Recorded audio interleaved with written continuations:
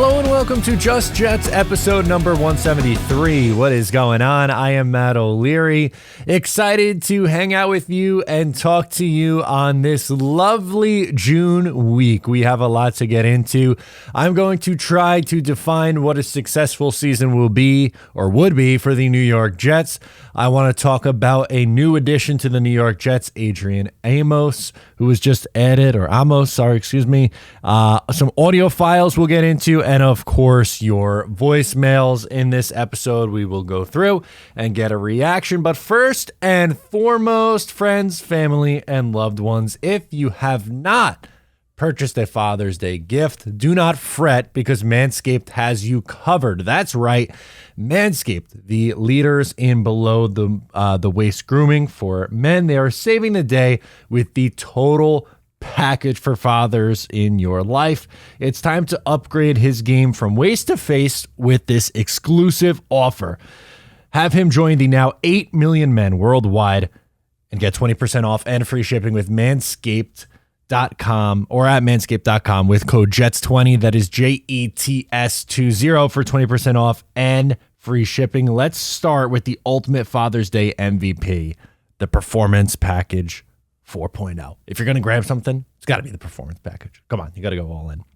So I am excited to get into this episode. There's a lot of stuff that I want to get into and just talk about in this episode. I think it's important that we could talk about, in this downtime, to try to define what a successful season would be for the New York Jets. I want to give a little bit of a hat tip to Badlands. If you're a listener or watcher of me, I'm sure you know who they are.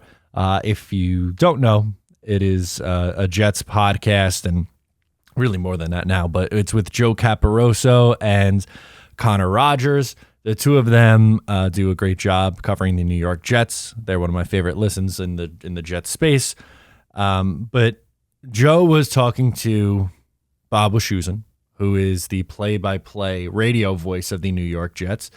And he was asking, what would a successful season look like for the Jets? And, while I was listening at the gym, I was thinking to myself, this is a really good idea for a topic, because many people are going to have very differing opinions and different answers, but I think it's important to define what would be considered a good season and what would not. And really, the starting point is Super Bowl or bust.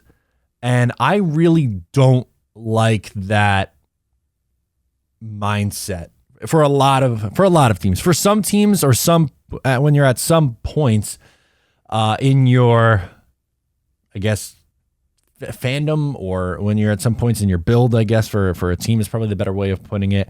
Super Bowl or bust is fair, but if that's your only mindset, if it's Super Bowl or bust and 31 teams had a failed season, then I guess the only barometer for success is a championship. Anything less than that is a failure. And I don't know if that's where I'm at. Obviously, I want the New York Jets to win a Super Bowl. I think they put themselves in a spot where they can be a Super Bowl team. And it would be disappointing if they didn't win the Super Bowl, but I don't think it would be an abject failure. That's way too high of a bar. Maybe if you are, I don't know, Buffalo, a team that's been a really good team, a playoff team for a long time, has won playoff games but hasn't gotten over the hump yet. Maybe that's a Super Bowl or bust. Or Cincinnati, kind of in a similar boat. I guess they went to a Super Bowl. We're in the AFC Championship game this past year. For them, it's Super Bowl or bust. The Eagles just made it to the Super Bowl this past year. That's a team that I would imagine is Super Bowl or bust. Kansas City, same thing for them. But for the Jets, I don't, and for pretty much the rest of the league, I don't think that has to be the barometer. And to be fair, I also don't, on the opposite side of the spectrum. So last year, it was win 7 or 8 games, be competitive, hang around. And that's where they ended up. They finished 7-10, obviously. But as we all know, it was an incredibly disappointing finish to the season because they lost their final 6 games. So they got to where you thought they were going to end up, where most thought anyway. I guess there were some who thought they would be much worse and some who thought they would be better. But I'd say a majority of fans and people that I put stock into their beliefs and their predictions had them at 7 or 8 wins. And that's where they ended up, but you're, again, kind of disappointed. So you had that progression from when you were a really bottom of the barrel team in 20 and 21, took that step forward, you were okay in 2022. Naturally, you think, okay, get playoffs. But if this Jets team now with Aaron Rodgers and, the additions and the hype, they go 9-8, are the 7th seed, and get dog walked by Cincinnati in Wild Card Weekend, and you're going right back home. Yeah, it's nice that you ended your 12-year playoff drought, but that would be disappointing.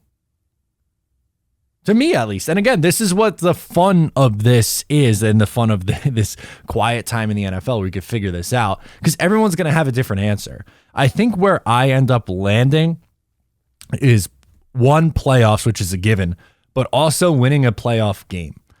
I think I'd be disappointed if the Jets made the playoffs and instantly got bounced in the wild card game, or if for whatever reason they are the number 1 seed, are hosting their first home divisional game, first home playoff game in the divisional round since, and just in general, first home playoff game since 2002, and they were to lose. So to me, my bar for what I think would be a successful season is being a playoff team and winning a playoff game.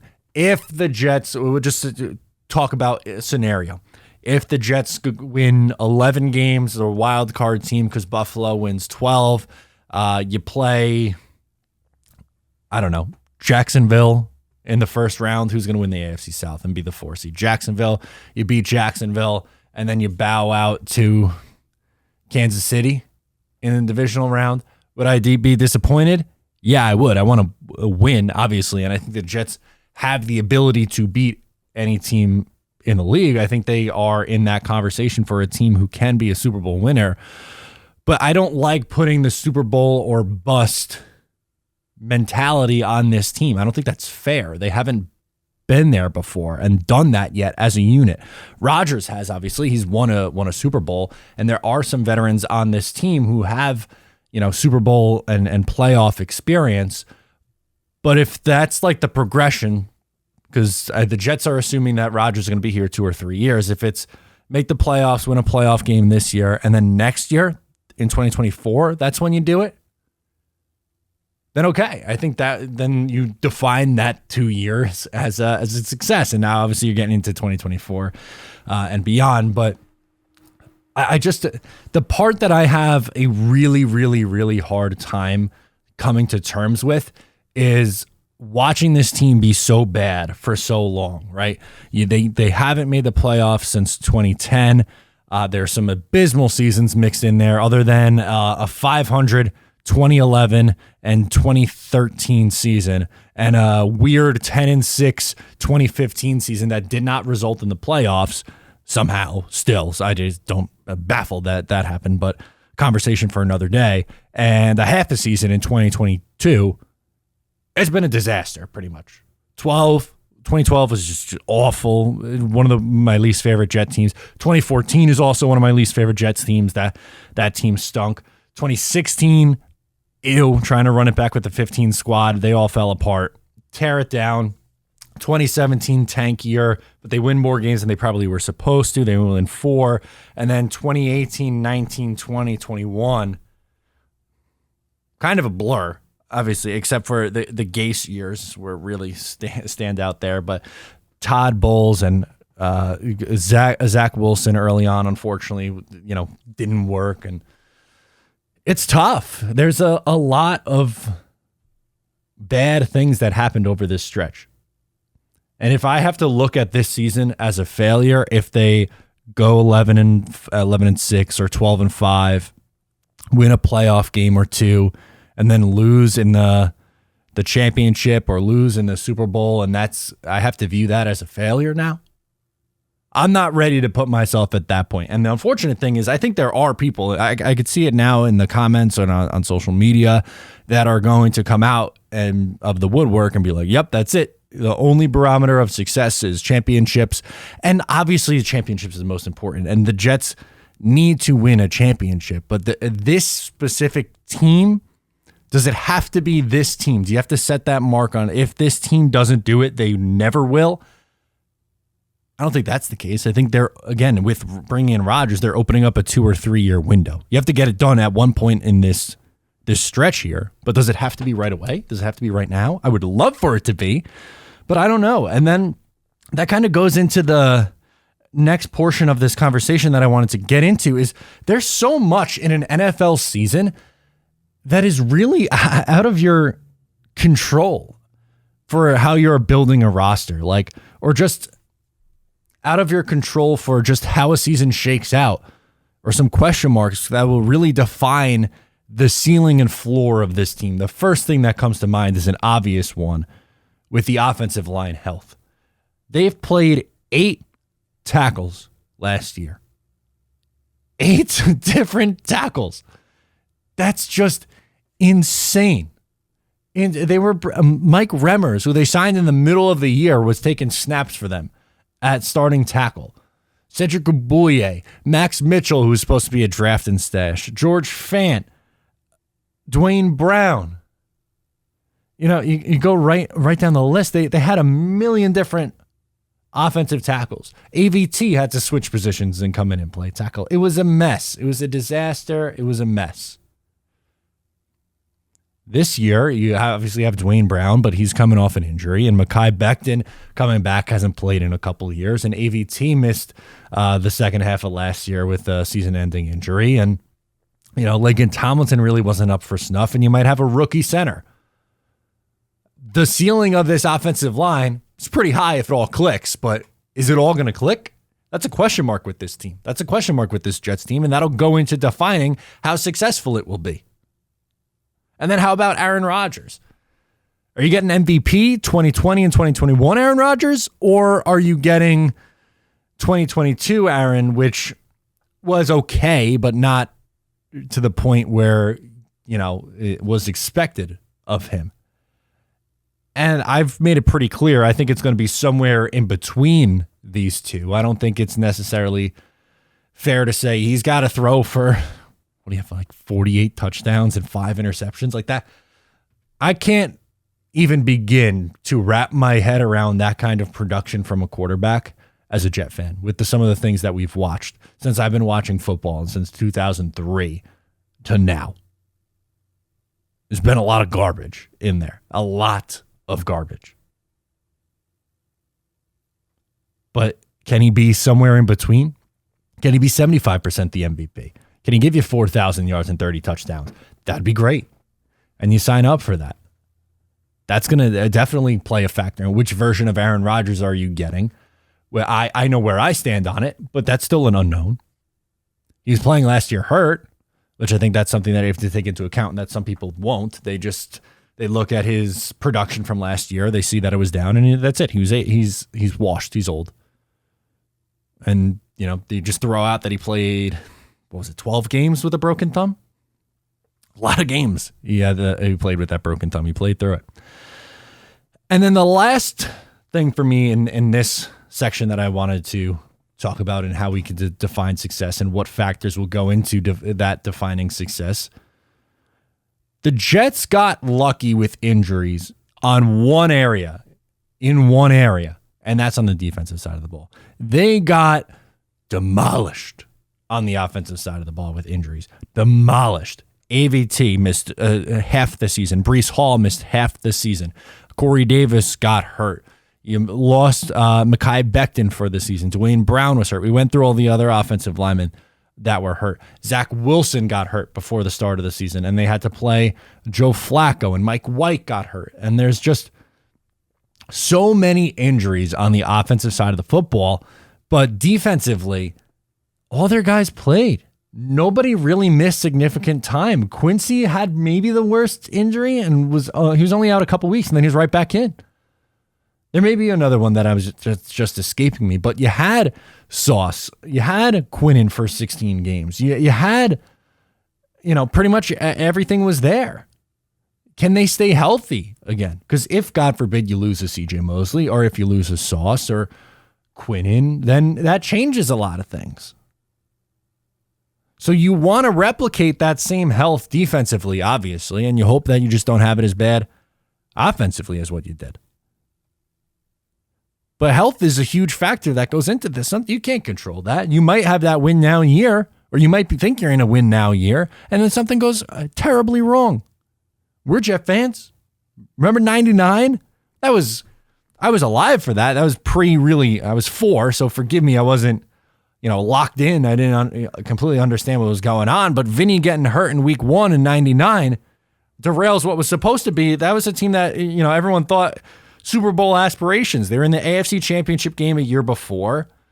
Bill Parcells' second year with the team. They were great, 12-4, lost the conference championship to Denver, who would go on and win the Super Bowl. And then 99, you lose Vinny in the first game of the year, and they were still able to go 8-8, mind you, after losing their starting quarterback, which is pretty impressive. You had Ray Lucas and Rick Meyer split time that year. You had 9 starts from Lucas, 6 starts for Meyer. Lucas was 6-3, by the way. They started out, really rough. They started out 0-3, 1-6, and then they came on hot down the stretch, man. They went from 1-6 to 8-8. 6-2 finish. That's pretty nice. I think that's something nice to hang your hat on. But that stuff matters, right? Crazy. Anyway, I kind of just wanted to go through and talk about what I thought would be a successful season. And I want to hear from you. Let me know in the comments what you guys think. Next up, I want to get into the Jets adding some much needed depth at a position, free safety. If you didn't see my reaction yesterday, I was thrilled with the New York Jets adding a safety in Adrian Amos, just a really nice player, has experience playing strong safety and free safety. Plays typically more at free safety, but they move him around. He can play in the box. He can line up in the slot. He can line up as a corner even if need be. That is a massive upgrade for the Jets because they were going to play one of Chuck Clark or Jordan Whitehead out of position. Both those guys are strong safeties. You must have heard, if you watch the channel or listen to the podcast, you must have heard me talk about the Jets safety room at some point over the last few months that I didn't think they did enough because Tony Adams is really the only true free safety on the roster. And thank God yesterday they go out and add another one, a 1-year deal, $4 million, and you add some much needed depth. Really the only spot now where I'm like, I would like to add a little bit more now if we want to be greedy is Quan at linebacker. Bring back Quan Alexander at linebacker. And I'm ready. As they start the season now, and let's get after it.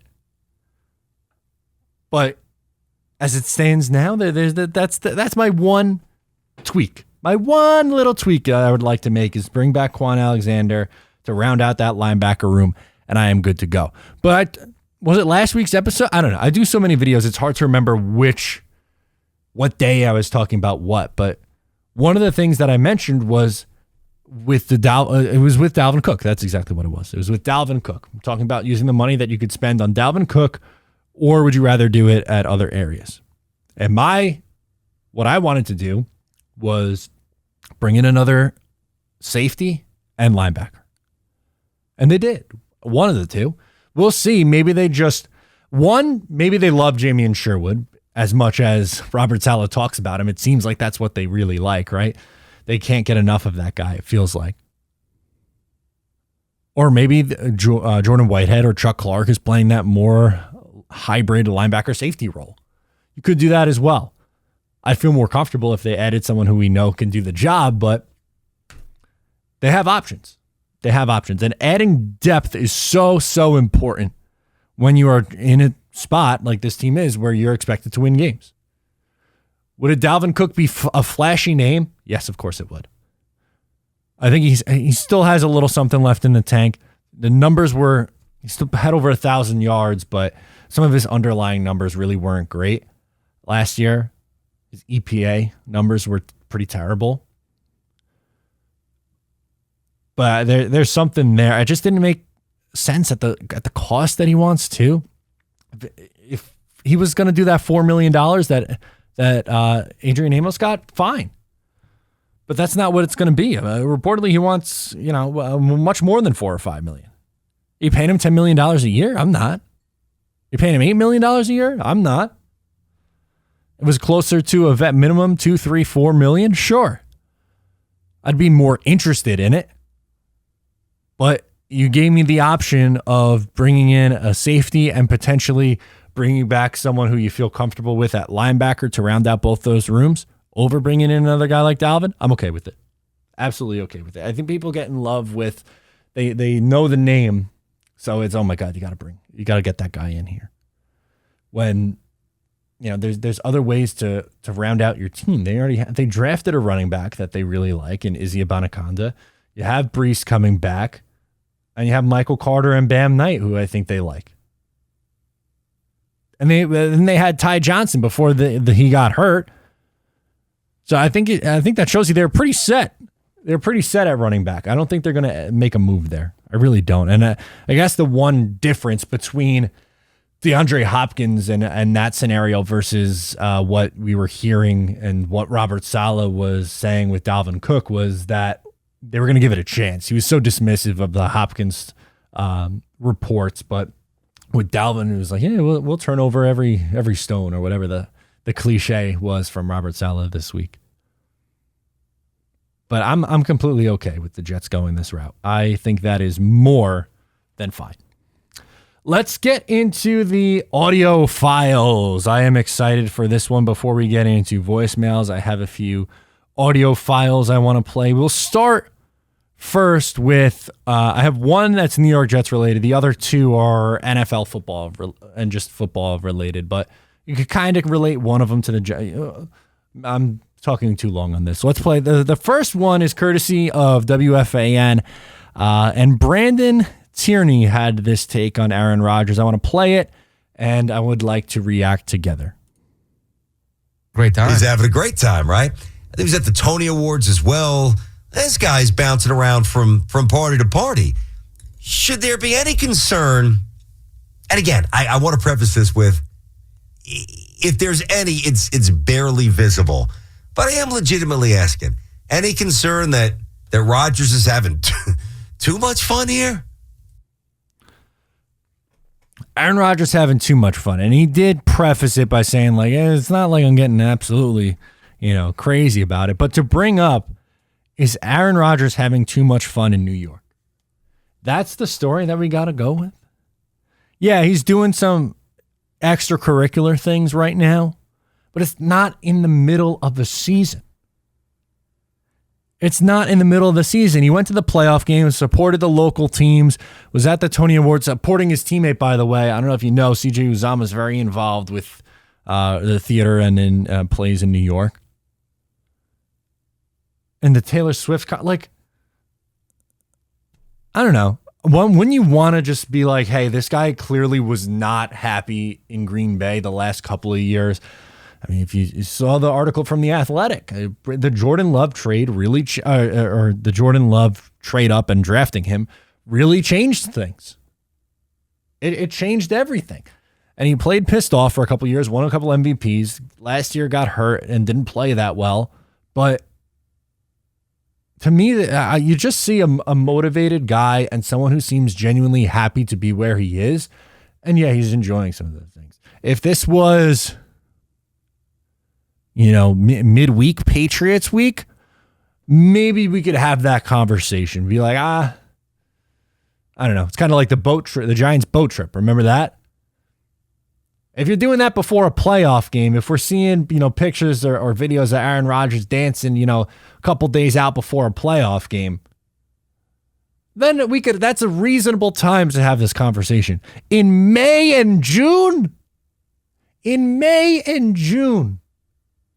Come on, especially right now, they're dismissed. They don't have anything right now. It drives me absolutely nuts. And, I worked in radio for a little while, and it was never at a level, that high. WFAN is obviously the mecca of sports talk.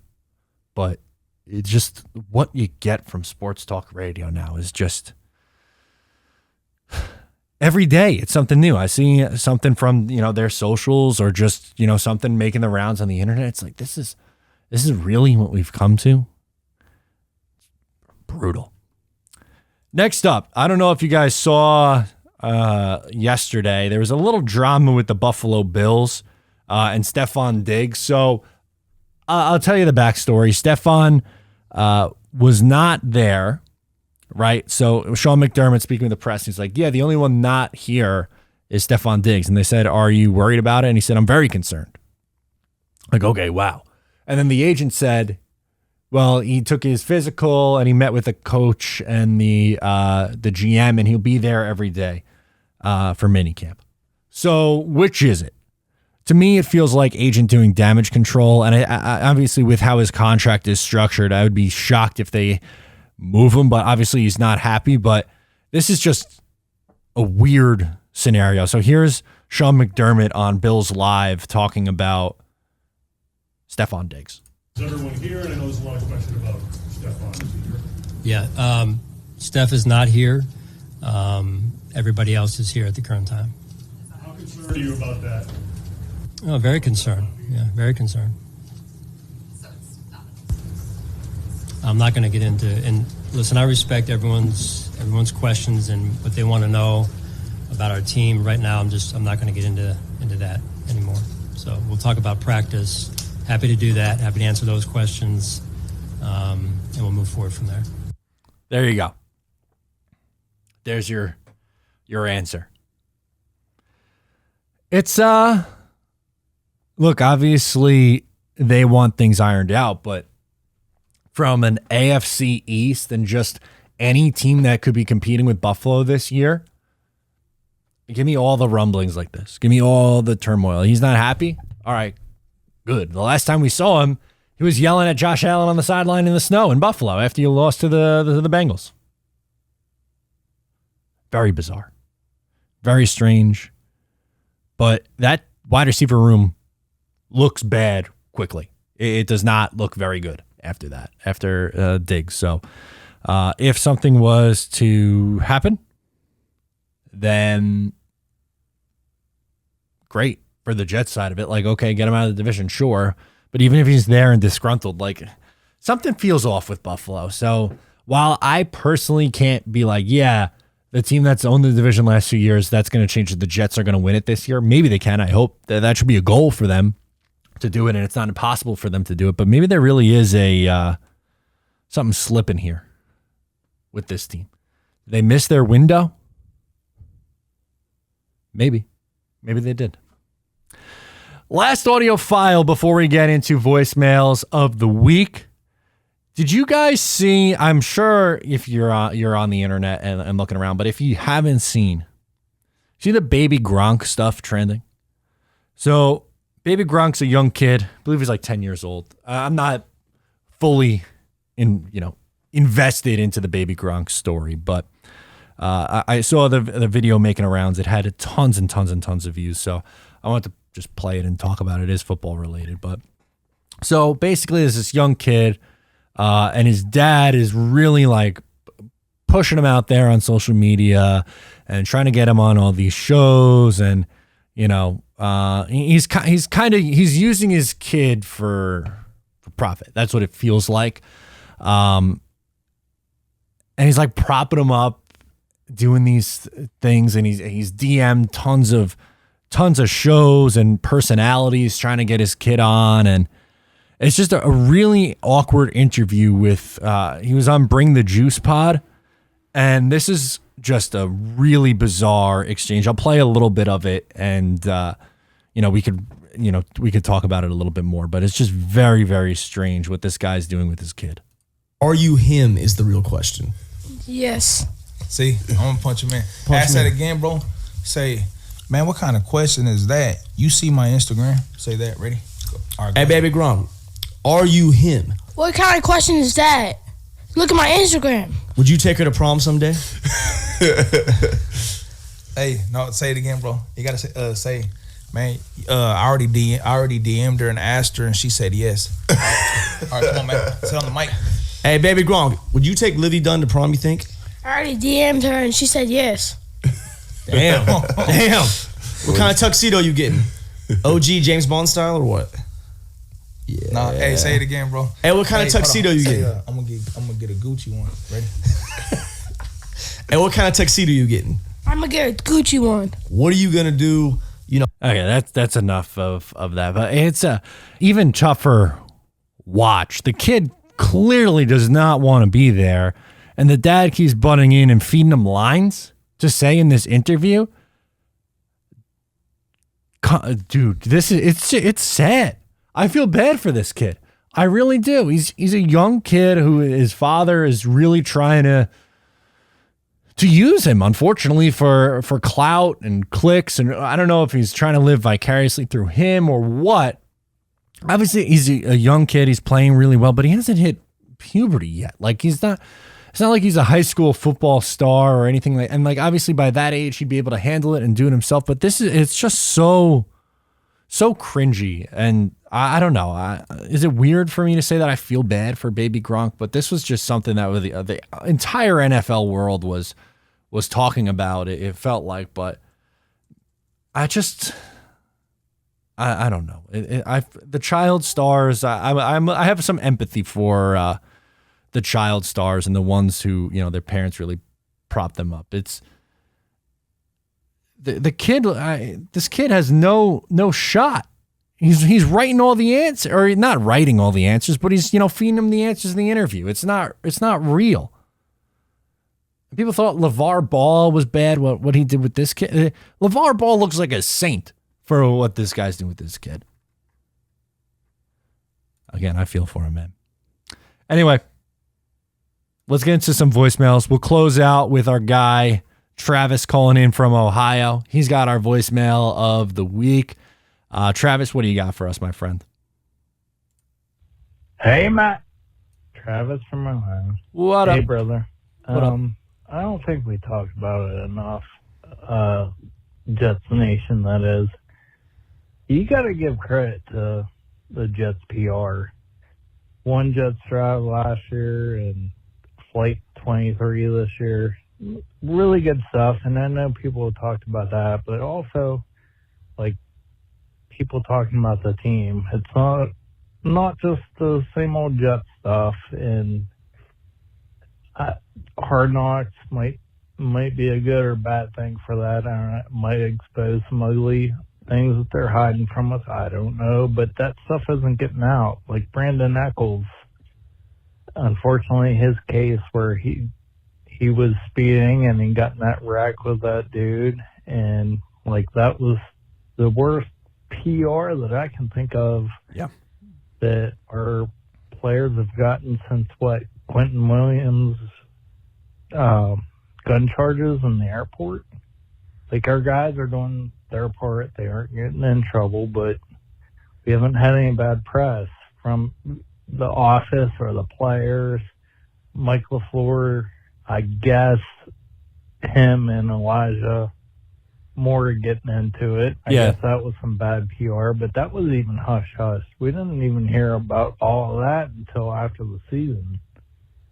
I guess that got some from the fans, but that was for his play. That wasn't for anything else. And then with Douglas saying his picks would have been McDonald and then Meyer and then Broderick Jones, I think that was strategic because Van Ness wasn't in there, who Green Bay picked with our pick, and Broderick Jones was the next pick after that, and he was our third option. So I think the Jets PR team's doing a pretty bang-up job. What do you think, brother? You know I love you. Go Jets. Bah. Appreciate it, Travis. Love having you check in with us. Appreciate it. Yeah, I think that's important, right? Because you see sometimes these teams, and it's sad, but there's, Whether it be the sports gambling now, which I think that stuff's a little, I think it's a little overblown. Like Calvin Ridley getting suspended a year for placing a couple FanDuel parlays when he's out with an injury. Do you have to get banned a year for that? I don't know. Some of them, but it is a fine line, right? But really the only bad thing with the Jets has been the example you brought up of recent memory, at least with Elijah Moore and Mike LaFleur. That's really that's pretty much been it. You had Marcus May, but that was a few years ago with the DUI, and he's been, he's gone now. It's a pretty, good character group. So that makes me happy. They're going to be an easy team to root for, you would think. And if the success on the field comes with that, then that just makes your rooting, so much easier to root for. They're a good group of guys. They're a hungry team. And, you brought like the examples that you brought up with Quinnen Williams. It was, he's been fine ever since. And it was a mistake that he didn't know the law. He should have. Probably shouldn't travel with it, but it could have been a whole lot worse, and thankfully it wasn't. But there hasn't been this crazy off the field thing with the Jets, and that is a positive. You absolutely have to take that as a positive for sure. So that's going to do it for me this week. Please make sure to subscribe wherever you get the show. Also, be on the lookout with Talking Jets. So we have the new channel going on over there, Talking Jets. We do the show every Tuesday night. Make sure to subscribe. We're doing a group outing at a New York Jets game this year. So for more info, subscribe there. Go to the website, talkingjets.com. For more info, you can put in your email to get notified when tickets go on sale. So you can hang with us. We don't have the game yet. We're waiting on the Jets to hit us. We give them 3 options. We're waiting on the Jets to hit us back with which one we're going to be able to go to. But we're going to have a big group. It's going to be a ton of fun. So make sure to keep an eye out for that. I am Matt O'Leary. Subscribe if you are new. I'll catch you next time.